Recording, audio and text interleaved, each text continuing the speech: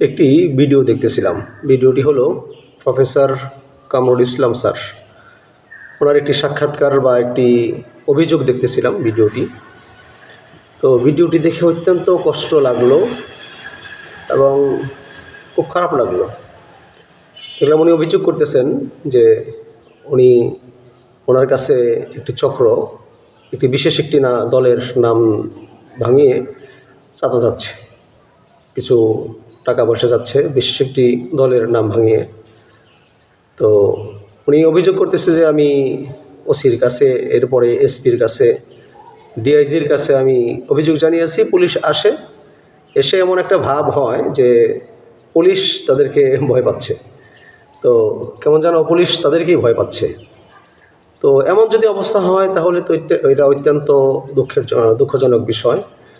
কারণ আপনার মেডিকেলের ভাষায় একটি কথা বলা হয়, কথাটি হলো যে সুপার ইনফেকশন, অর্থাৎ কোনো ব্যক্তির যদি ইনফেকশন হয় তাহলে অ্যান্টিবায়োটিক ডোজ দেওয়া হয়। ওটা যদি কাজ না করে আরও বেশি অ্যান্টিবায়োটিক ডোজ দেওয়ার পরে ইনফেকশনে কোনো কাজই করছে না। তো এমন যদি হয় তাহলে তো ওই রোগীকে টিকানো কষ্ট।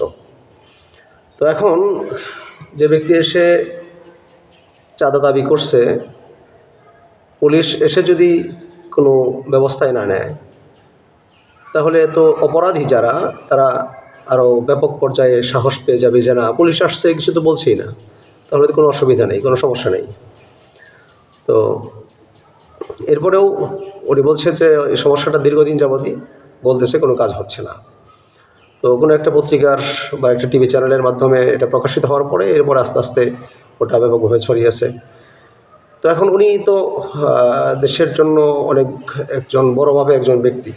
আমি সার্চ করে দেখলাম পৃথিবীর যে 1 নাম্বার ব্যক্তি আছেন কিডনি প্রতিস্থাপন করার, উনি প্রায় 2000 বা 2000+ কিডনি প্রতিস্থাপন করেছে। তো আমরাও জানি আমাদের প্রফেসর কামরুল ইসলাম স্যার, উনিও প্রায় 2000 বা 1000+ লোকের কিডনি প্রতিস্থাপন করেছে এবং ফ্রিতে করেছে। তো দেশের এত বড় একজন সুনামধন্য ব্যক্তি, দেশের একটি সম্পদ, একটি দেশের ম্যাগনেট, তো এমন ব্যক্তির সাথে এমন আচরণ হওয়া এটা অত্যন্ত দুঃখজনক। এবং এটা যদি শুরু থেকে ব্যবস্থা নেওয়া হতো তাহলে এই সমস্ত দুষ্কৃতিকারক যারা আছে, চাঁদাবাজ যারা আছে, ধান্দা যারা করে খাওয়ার, যাদের আশা অভ্যাস যাদের, এরা আর সামনের দিকে অগ্রসর হতে পারতো না। যদি শুরু থেকে ব্যবস্থা নেওয়া হতো যে অপরাধ করেছে বা সাথে সাথে তাকে ধরে এমনভাবে জেলের ভিতরে ভরা যে ও জামিন পেয়ে যেন বের হতে না পারে। ওনার ক্ষেত্রে যদি এমন হয় তাহলে কথার কথা সাধারণ লোক যারা আছে, আমরা যারা আছি, ফর এক্সাম্পল আমার কাছে যদি কোনো ব্যক্তি এসে চাঁদা চায় তাহলে পুলিশ আমার কী কথা শুনবে বা আমি কী অভিযোগ দেব বা কী কথা শুনবে? ওনার কথাই আমলে নিচ্ছে না বা কাজ হচ্ছে না। উনি বললেন যে পুলিশ কেমন যেন ওনার থেকে চাঁদা, ওদেরকে কিছু মানে পুলিশই উল্টা ভয় পাচ্ছে। তো আর আমাদের মতো সাধারণ জনগণ যারা আছে এদের ক্ষেত্রে কী অবস্থাটা হবে? তো ওই যে একটা পড়েছিলাম যে হযরত ওমর রাদিয়াল্লাহু তাআলা আনহুর জামানায় বিচারপতি যে আছে, কাজী বিচারক যে আছে, 1 বছর হয়ে গেছে ওনার কাছে কোনো বিচার যাচ্ছে না। তো উনি পদত্যাগ করার জন্য অ্যাপ্লিকেশন করেছে, দরখাস্ত করেছে যে কোনো বিচারে যদি না আসে তাহলে আমাকে এই পদে থাকার কোনো প্রয়োজন নাই। অপরাধী যারা তারা সব অপরাধ ছেড়ে দিয়েছে, যে এখানে অপরাধ করলে পরে কোনো স্বজনপ্রীতি, কোনো দলীয় প্রীতি, এগুলো কোনো চলবে না। তো এমন যদি হতো আমাদের দেশটা, তাহলে সাধারণ মানুষ আমরা যারা আছি, আমাদের প্রাপ্তিটা, আমাদের চাওয়াটা কি? আমাদের চাওয়াটা হলো যে আমরা ইনসাফ চাই, আমরা ন্যায় বিচার চাই, আমরা সরকারের কাছ থেকে বা প্রশাসনের কাছ থেকে আমরা আমাদের সঠিক যেটা ইনসাফ বা বিচার, যেটা সাধারণ জনগণের যেটা হক পাওয়ানা, যেটা এটা আমরা চাই।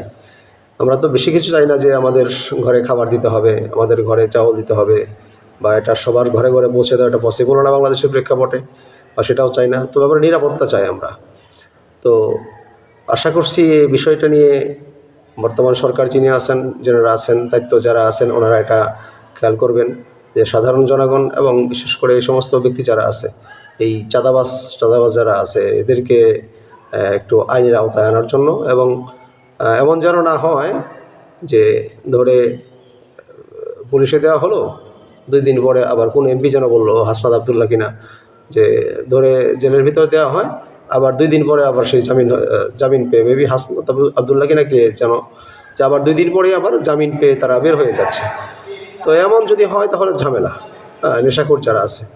তো আইন শৃঙ্খলার উপরে আরেকটু নজর দেওয়া, এবং সাধারণ জনগণ আমরা যারা আছি আমাদের যেন নিরাপত্তা থাকে, আমাদের যেন আমরা সুন্দরভাবে যেন জীবনযাপন করতে পারি, এবং এই সমস্ত চাঁদাবাজ যারা আছে এদেরকে পরিপূর্ণ আইনের আওতায় এনে দৃষ্টান্তমূলক শাস্তি, এটা জনগণের কাম্য, জনগণের আশা, জনগণের একটা আকাঙ্ক্ষা। তো আশা করছি সামনে এই সমস্ত বিষয় খেয়াল করবেন।